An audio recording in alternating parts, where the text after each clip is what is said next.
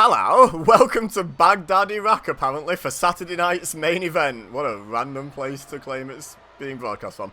Welcome to another WWE 2K25 Identity Crisis. This man, Fatu Jr., probably most well known as Rikishi to wrestling fans, has had several gimmicks in WWE, the most notable of which would almost certainly be Rikishi. Maybe not necessarily this heel version of Rikishi, but that's what we've got in the game.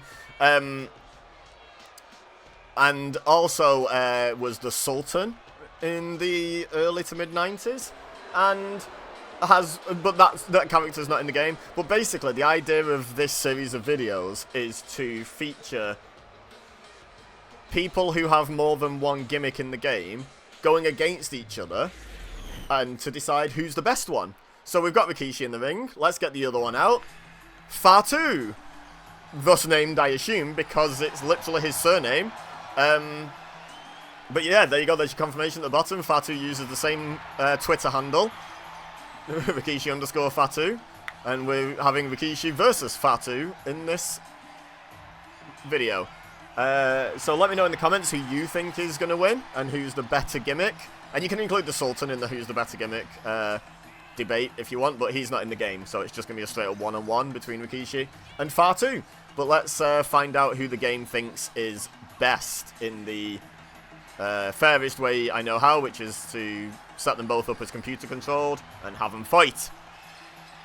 Seems like a good way to do things, to be honest. But yeah, both versions of the man, I was about to say both men, but both versions of the same man out. Thinks he's Devon Dudley, testify. Of course, much more likely Devon Dudley got it from him than the other way around, considering time travel is not a thing and time is fairly linear and forwards. But yeah, let's get the show on the road. The game gave me Saturday night's main event, and I was like, sure, this seems like an appropriate arena, let's just do it here. So let's get the show on the road. The referee's got his bow tie on. Oh, and they both run straight at each other, but Fatu gets the first shot in with a clothesline and a falling headbutt to follow. And Fatu off to a great start here against Rikishi, now just bouncing his head off the mat like a basketball. And famously, they're quite hard-headed in kayfabe, the Samoan wrestlers, but, you know, when you're fighting against just, like, an inanimate object like the mat, maybe not as much. That's more for when, like, another wrestler makes a mistake of headbutting them. But look at that big shove from Rikishi, shoving Fatu across the ring, and now they lock up again.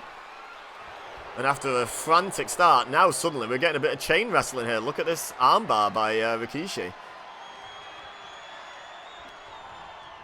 And decides to twist it even more severely. Very nasty. Very nasty of him. And now, Fatu reverses, top wrist lock. Great counter. I did not expect to see technical chain wrestling in this match, I'm not going to lie. This has taken me slightly off guard. And now applying even more pressure. Pushing Rikishi's hand right up against his ear there. Oh, and then sweeps the leg. Now going for a nerve hold. And Rikishi's been in trouble for the majority of this match, other than a fairly dominant and aggressive shove across the ring. Oh, headbutt to the back of the neck. Yeah, other than that one shove, though, this has been pretty much all Fatu, raking the back with the fingernails. Oh, nasty. And then throws him over the top rope to the outside. And follows him right out there. This is a regular one-on-one match. There will be countouts. There are disqualifications. I say there will be countouts. The referee doesn't seem to be bothering. Not quite sure why. It is supposed to be just a standard match. But I guess time will tell if I've set it up wrong. But whatever. We're doing what we're doing now at this point. But now look at the... Oh, I was about to say the maintained dominance of Fatu, but Rikishi just managed to get a good counter off there. But that was it, and Fatu immediately back on offense. Much more of a sense of urgency from Fatu here. Look at that, he beats him to the punch or clothesline quite literally once again. Rikishi is all out of sorts here. I really thought this would be a lot more even, if not Rikishi favoured, to be perfectly honest. But Fatu has utterly dominated. Oh, Rikishi kicks him away. Can he build some offense here? No. Oh, wait. Fatu can't get him up for the Samoan drop. And Rikishi with the roll-up. Imagine if he won here, having done no offense. No. No. Fatu kicks out with ease. But now at least Rikishi's got a little bit of an advantage to try and do some damage. Stomping away, punching away. Oh, and this is what I do. I sit on you. Look at that. Not much offense from Rikishi at all, but the offense he has hit has been very high impact. And he might get a sneaky win here with a Rikishi driver after Fatu's had like 90% of the offense in this match. No, his foot was under the rope, and that's bad ring positioning by Rikishi. But Rikishi going to keep the offense up. Sends Fatu out, but Fatu holds on, stays on the apron. Punches Rikishi, climbs back in. Dodges the follow-up attack. Super kick / thrust kick from Fatu right into the side of the head of Rikishi because of that dodge he just did. 2. Oh, Rikishi only just kicking out. At least Fatu made Rikishi kick out. His ring positioning wasn't bad, allowing an easy rope break. Fatu back in control again after that brief flurry of offense from Rikishi, which admittedly included him sitting on Fatu's chest with all his weight and hitting a Rikishi driver. So, like, you know, big time offense, but still, that's basically all he's done in this match. Now Fatu up on the top rope. Oh, big brain chop it looked like he hit there. Single axe handle type move.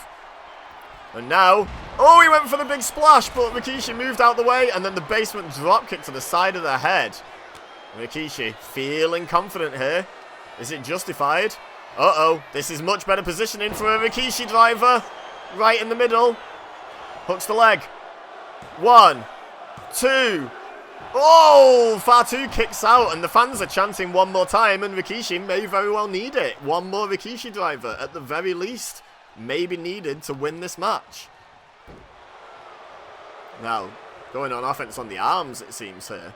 Trying to weaken the offense of Fatu. But Fatu with the dragon screw leg whip, taking away the base for Rikishi. Oh, and now biting the fingers.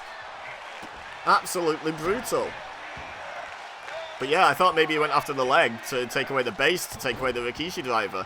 But no, Fatu's just attacking anything that's available to attack, right? Any body part.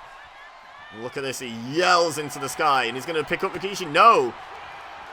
Rikishi blocks him, and once again, that weight advantage Rikishi definitely has here, coming into effect a couple of times, and now going for a pin after just flinging him across the ring by his leg, and Fatu kicks out. That would have been a slightly anticlimactic finish if that had been it. Oh, and this would be even more so, going for a pin again, and this time only a 1 count. And Rikishi's getting frustrated, and you can see it. Stalking Fatu as he tries to get up to his feet, going for a third Rikishi driver, and he hits it! And now he floats between Fatu and the ropes. Very smart of Rikishi, learning from past mistakes.